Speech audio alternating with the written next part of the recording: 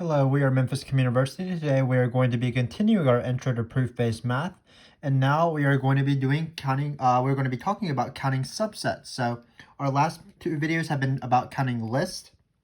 So what's the difference between counting lists and counting subsets?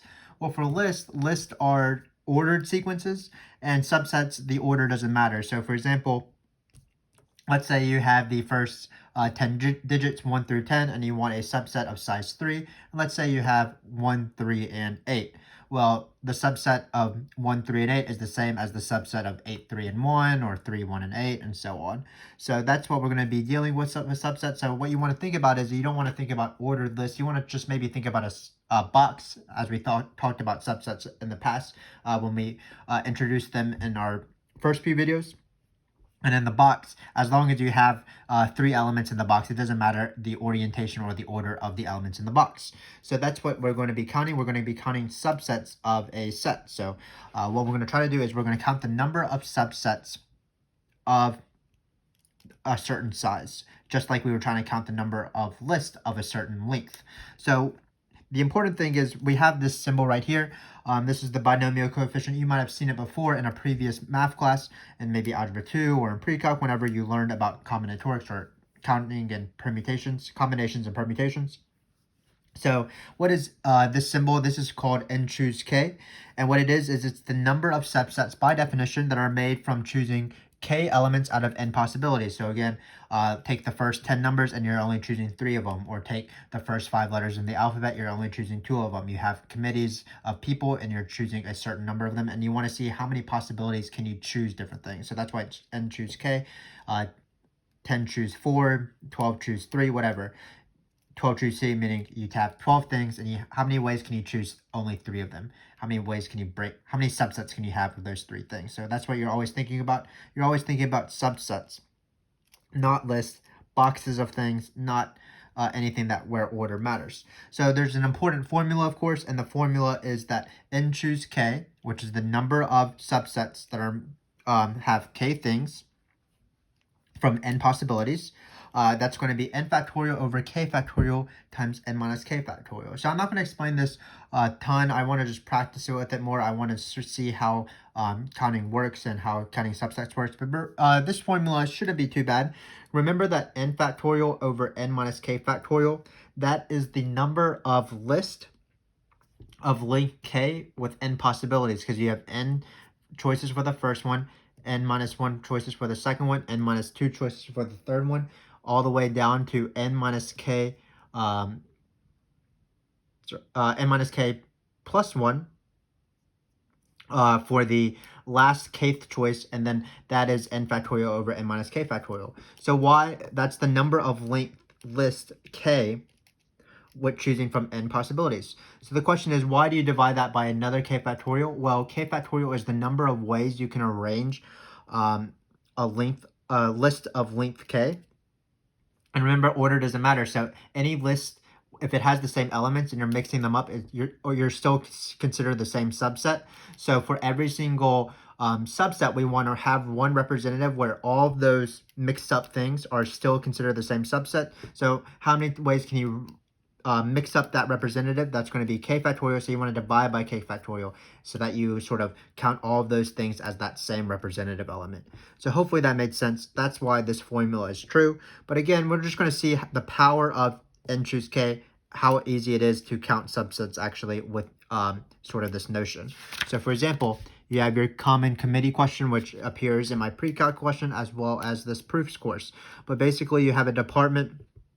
You have 8 men in the department, 6 women, and you want to choose a committee with 2 men and 3 women. What are the possible ways to do this? So again, order doesn't matter. It doesn't matter who the first man is or the second man is. It doesn't matter who the first woman, second woman, third woman. It doesn't matter if the woman, there's no order to the woman and the men. So all you have to do is you just sort of have a round table, and you just have 2 people sit at the round table, 2 men sit at the round table, 3 women sit at the round table, choosing from this list. So what's the going to be? We need to choose 2 men out of 8, so that's going to be 8 choose 2. And then we are going to choose 3 women out of 6, and we're going to multiply, because that's going to be the multiplication principle. If once you choose your 2 men, then there's going to be 6 choose 3 ways to choose each woman depending on those men. So that's why you're going to multiply 8 choose 2 and 6 choose 3. So again, if you want, you can simplify. This is small enough numbers that we can probably deal with it. So let's just practice. This is going to be 8 factorial over 2 factorial 6 factorial. This is going to be 6 factorial 3 factorial 3 factorial, because that's the formula. 8 factorial, the end number factorial over the bottom number factorial, and then you do the difference. So remember that to cancel this out, you could cancel them out individually. You could cancel this 8 factorial and 6 factorial as 8 times 7. We've seen that before. But I'm going to cancel these out because it looks a little bit nicer. Obviously, they just go away. And now we're going to write out 8 times 7 times 6 times 5 times 4 times 3 times 2 times 1 out, so that we can cancel out these guys. What's nice is that 3 factorial is 6. That will cancel out this 6 right here. Also, this 3 factorial is also 6, so we'll cancel out 3 times 2 times 1.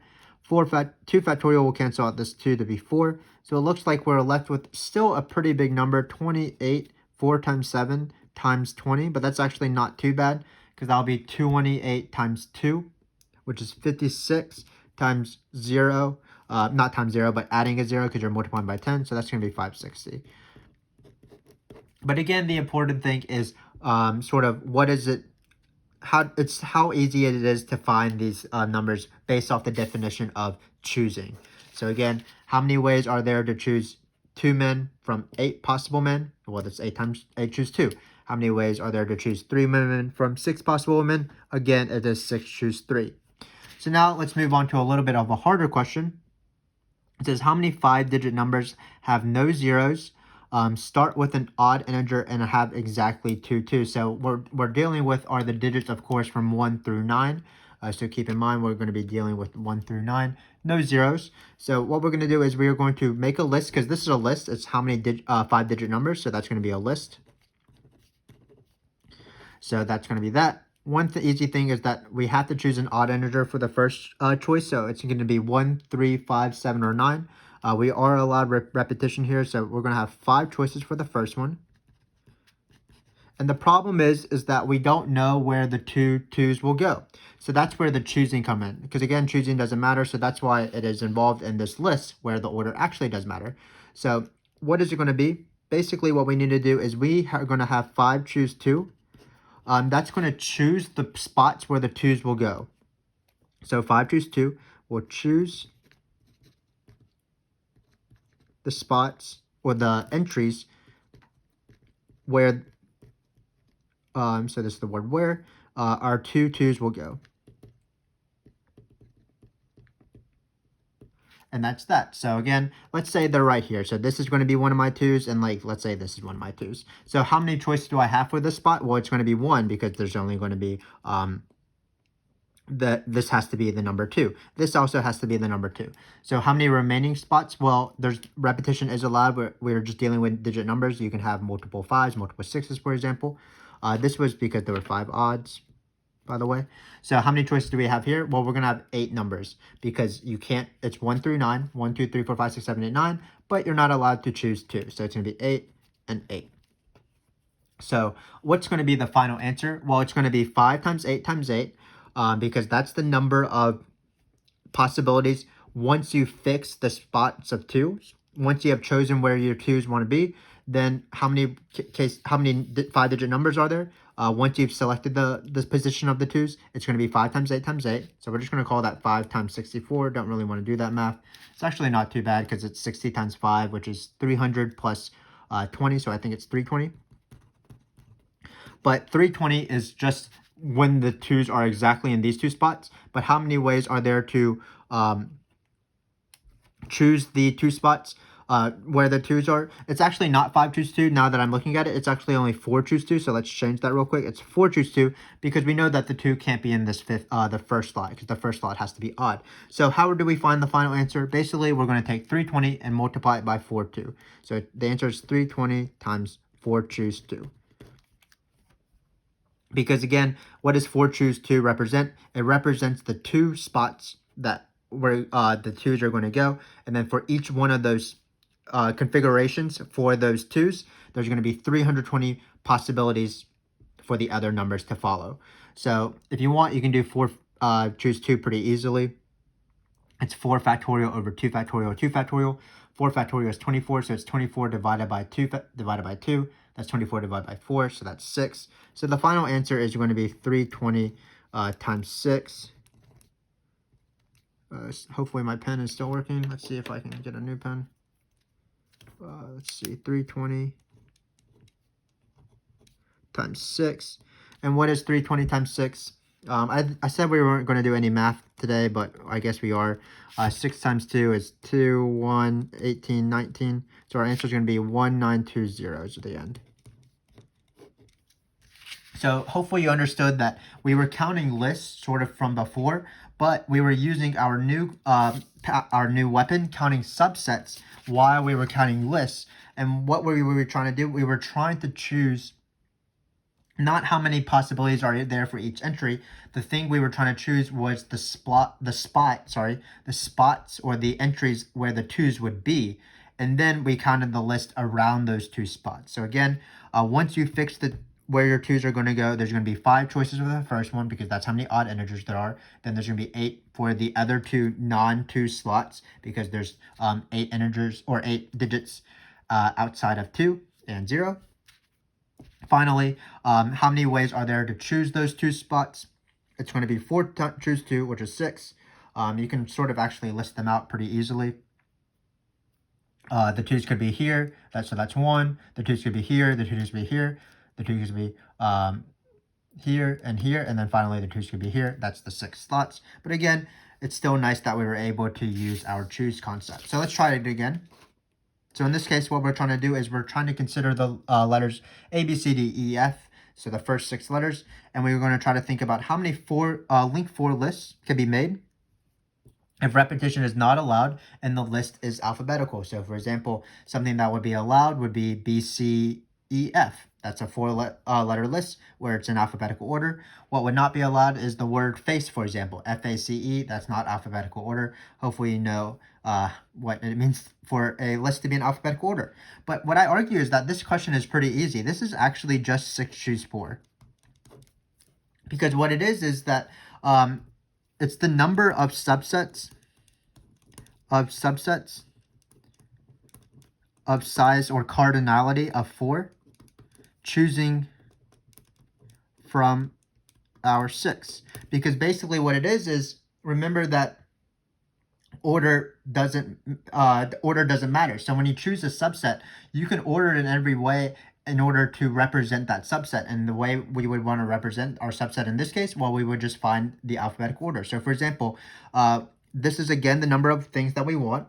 And say we were given the subset C, E, B, and D. Well, we'll just take those things and we'll just order it the way we want, and we'll represent that subset by the alphabetical order, because again we can arrange any of the letters any way we want within our box.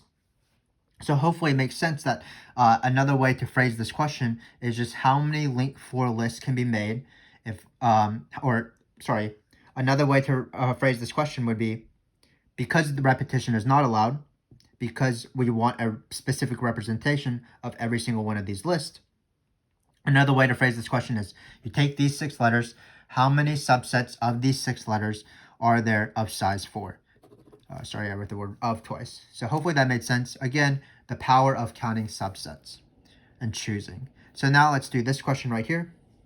Consider the letters A, B, C, D, E, F. How many length lists are there? We actually need an actual length. Let's choose 5.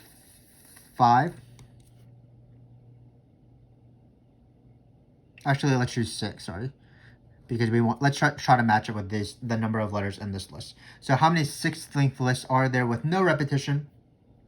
And the C comes before E. So again, we are dealing with links in this case. So what's going to be tricky is that, say we didn't know how to count the number of subsets of something. Well, what's so tricky is that there's so many cases for this C and E. The only restriction is that C comes before E, but C could be in this slot and E could be in this slot. Or C can be in this slot and E could be in this slot. C could be in this slot and E could be in this slot, as long as the C comes before the E.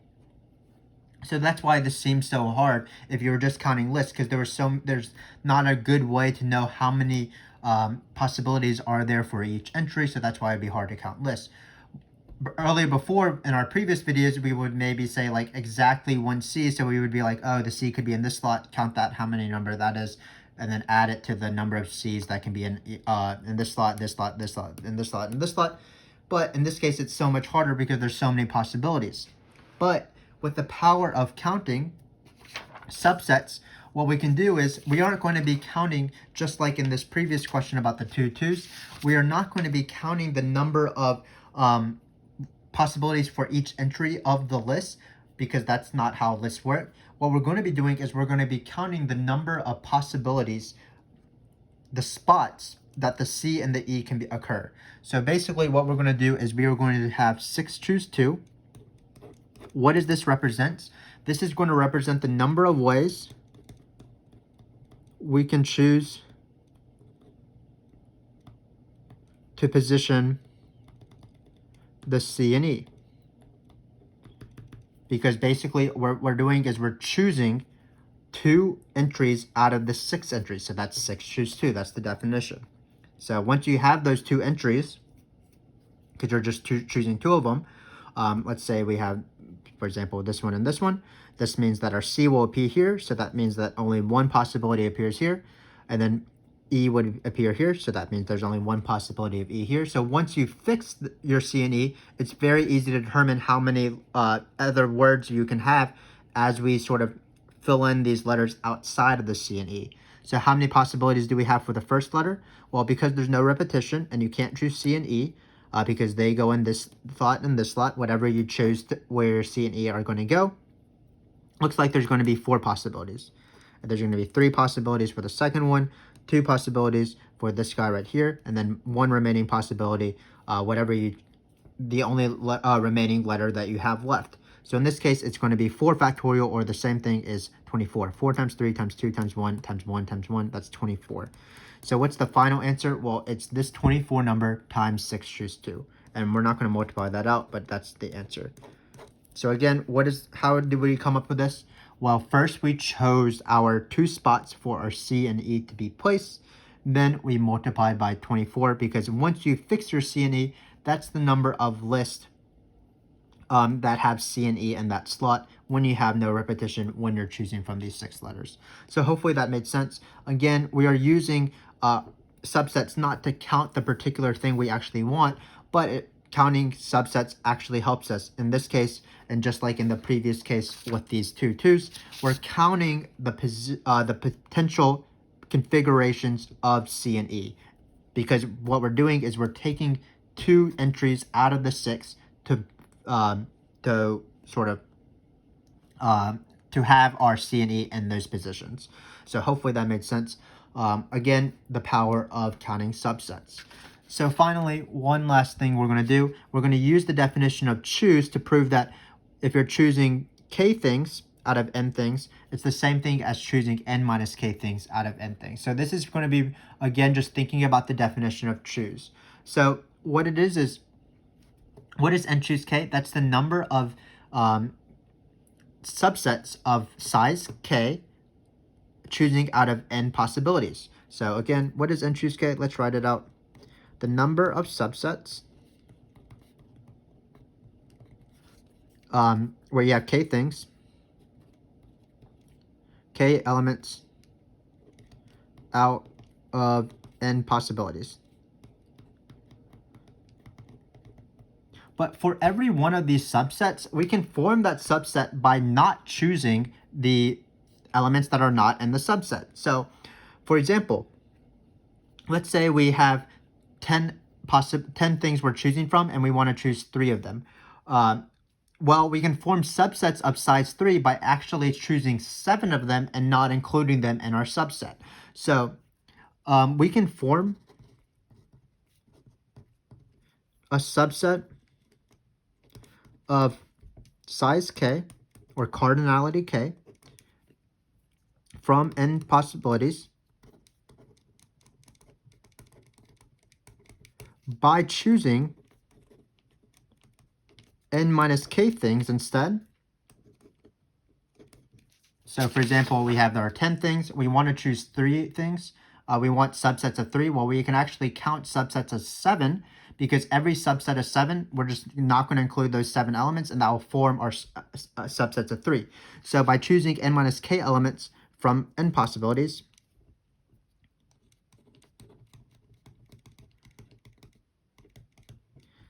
and excluding them. So basically what we're doing is we have we are sort of having a one-to-one map of subsets of size k and subsets of size n minus k. Every subset of size 3 can be mapped to or it can be represented or corresponds to a subset of size 7 in our example with 10, because either you just look at the 7 elements not in your subset.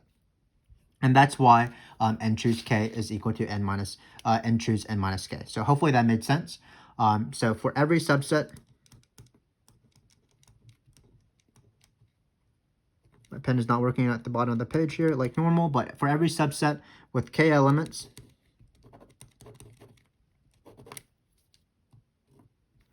sorry about that, with so close being done, we can, hopefully you can tell that's the word with k elements. I don't know why my pen doesn't work at the bottom of the page for some reason.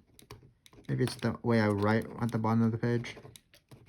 With k elements, every subset with k elements can be, there's a corresponding set. For every subset with k elements, sorry, I don't know what I'm speaking because of this pen issue, but for every subset with k elements, there's a corresponding set.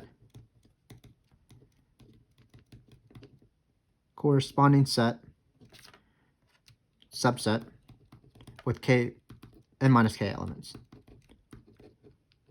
Again, what you do is you just look at the ones that you didn't include. So again, you have your 3 elements subset of your 10 possibilities. Well, we can sort of have a natural correspondence of a 7 element subset. And what would that be? Well, it would be the 7 elements that were not in your 3 element set. So that is why n minus k is equal to n choose k, because for every single subset of k elements of n possibilities, there is a corresponding subset of n minus k elements of n possibilities. So again, hopefully that made sense. You can also prove this, of course, rigorously. Not with that, that's a different thing. I always forget that I do that, but you can also prove it with this formula, because what's n choose k? It's this thing right here. What's n choose n minus k? That would be n factorial over n minus k factorial, and of course that's the same thing. So that's why these two things are equal. So hopefully we'll see that. So hopefully throughout this video, the goal was to understand the power of counting subsets. Not only can you count subsets when needed, but you can also count subsets. It'll help you when you're counting lists as well. When order matters, because it'll help you count the number of possibilities of certain, the slots or the positions of certain elements with certain restrictions. So hopefully that made sense. If you want more sort of a discussion on this, we are going to be talking about the binomial theorem. And the binomial theorem involves these n choose k's as the coefficients of some sort of expanded polynomial. We'll practice using sort of this formula to prove relationships between binomial coefficients, which are n choose k. And then later on, we will be counting things that involve inclusion and exclusion. So be on the lookout for that. Thanks again for watching. As normal, we definitely appreciate your support of our channel. And until next time, thanks again for watching.